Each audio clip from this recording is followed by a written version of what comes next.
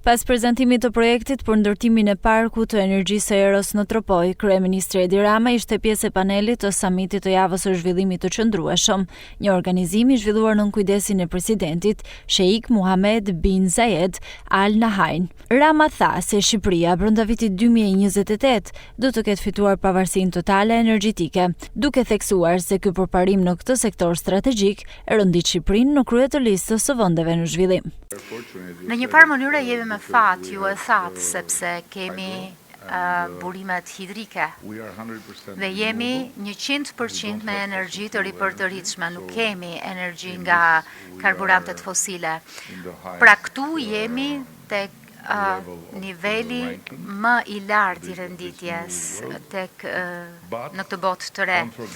Mos harroni sidoqoftë që hydro, pra burime ujore, do të thotë që ne varemi nga mori Allahut.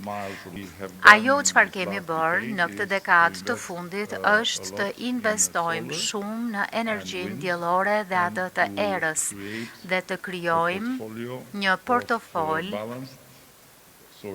burimesh të ekuilibruara në mënyrë të tillë që ne të mos kemi më nevojë të drejtohemi importit dhe të jemi plotësisht sovran. Plani po ecën mirë dhe besojmë se në fund të 2028-s do të jemi plotësisht sovran, nuk do të blejmë më energji nga jashtë. Ndërkohë, siç e thatë, kemi një bashkëpunim strategjik dhe me qëra fjala dua të them se kjo ka ndodhur fal këtij vendi e fal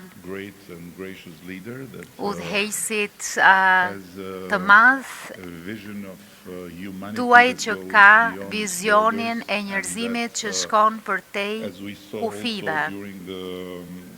Dhe si që pam edhe gjatë çmimeve Zayed, ai mendon t'i shërbej njerëzimit dhe të prek